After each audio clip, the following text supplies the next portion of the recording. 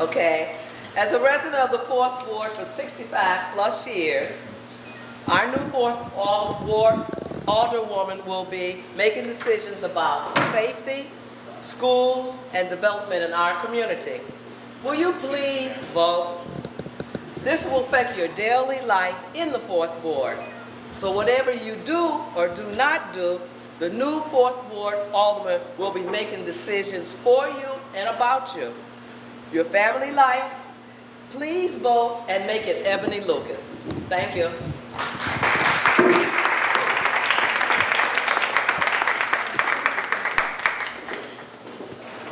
A pleasant good evening to each one of you for a very special event this evening inside of the walls of room 43 at 1043 East 43rd Street.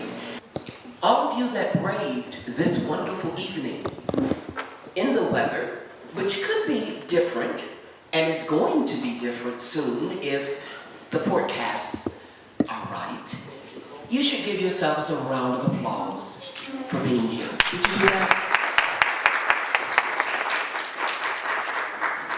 I am humbled, elated, and honored to be here with this young lady, Ebony Lucas, our next alderwoman of the 4th Ward. That's how I feel. So, you want to talk about some good news? That's some of the best news that you could take out of this room 43 tonight and share. You want to tweet something? You want to text something? Text this. Our next alderwoman, Ebony Lucas, 4th Ward.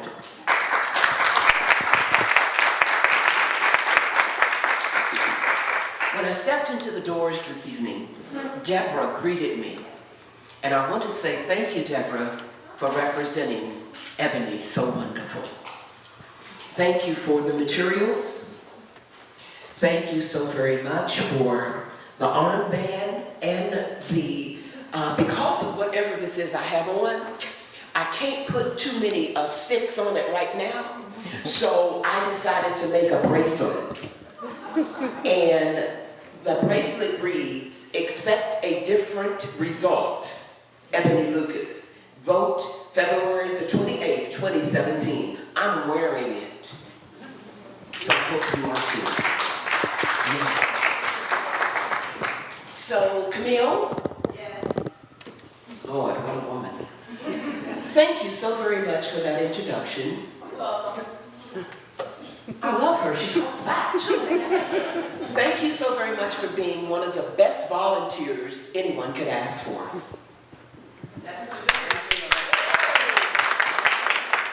What did you just say? That's what you do when you leave someone. You stand up and fight for them. Yeah, that deserves I feel great. I'm just very grateful to be here. Thankful that I've had all of the support that I've had. Thankful that we have new faces here tonight that wanted to come out and learn more about the candidates that are in this race and get complete information before making their final decision. I like that. Quite a few people are running in this race for the 4th Ward Alderman. Yes. What is it that makes you, Ebony Lucas, the one? Would you share with everyone in this room your heart? Ebony Lucas, everybody. Okay. So I am the most qualified person that's running in this race. I love the 4th Ward. I love the diversity of our community, and I'm passionate about making changes. I've been practicing real estate law for 12 years, been practicing specifically in this area for 9 years, and want to bring development to the entire ward. The focus in the 4th Ward has been in Hyde Park, and the rest of us have suffered, and we haven't had the amenities and the same attention. So we need development on Cottage Grove and from 31st to 40th to 50th Street. That's important to me. The other thing is bringing resources to our schools. making sure that our schools have the funding that they're supposed to have, making sure that we're partnering with community-based organizations to fill in programs that have been taken out of our schools so that our kids get the best education that they can possibly get. Because for me, that is violence prevention, education. Education allows people to get jobs. What we need to make sure of is that we have a voice in City Council that speaks for the people, not only the people in the 4th Ward, but the people in the city of Chicago as a whole. It is very important that the mayor doesn't get another seat that's going to just rubber stamp whatever he puts before him, and that we have a representative that's going to ask tough questions, that's going to read, that's going to speak up when things aren't right, and really work to make a change for the better for the people in the community. That really deserves a round of applause.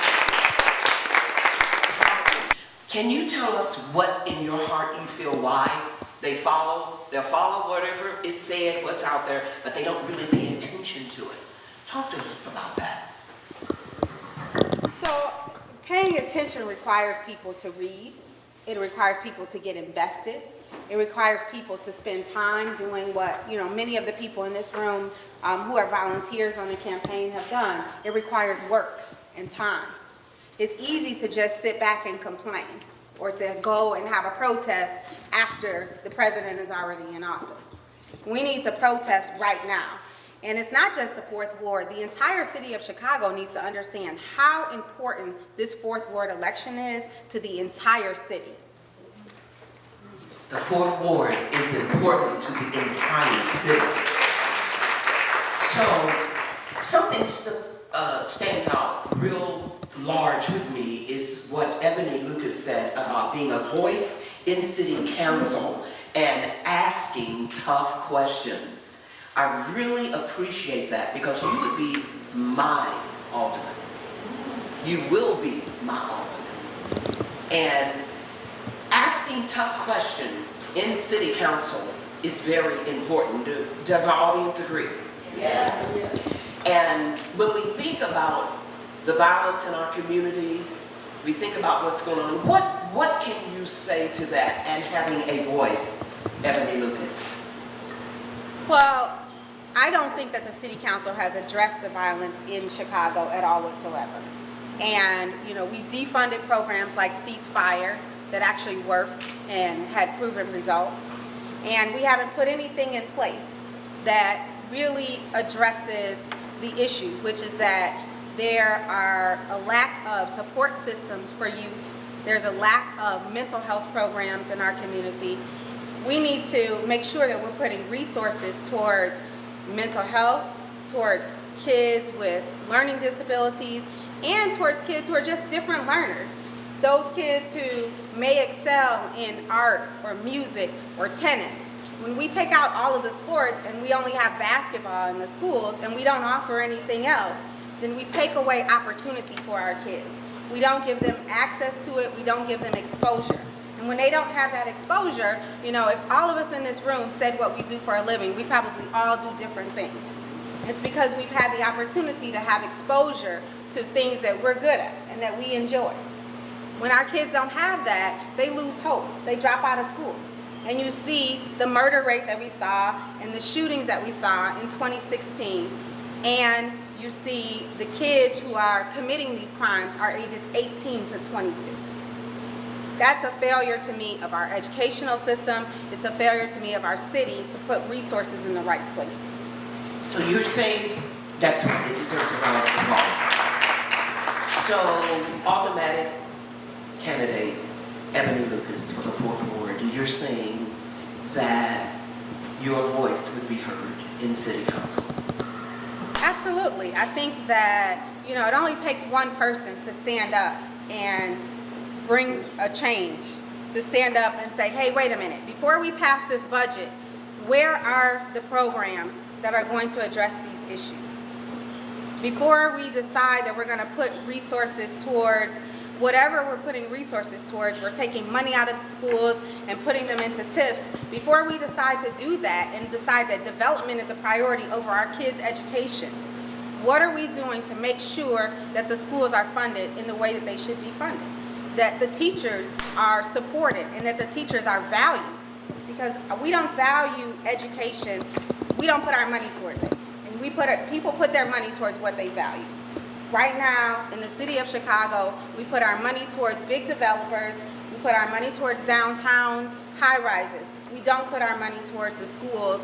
We force our teachers, last week I stood actually with some teachers at Kenwood High School they were having a speak out because they're being forced to take furlough days the days that they're forced to take, basically they are not going to be paid for those days, but they're necessary days that they have to work because they have grades due.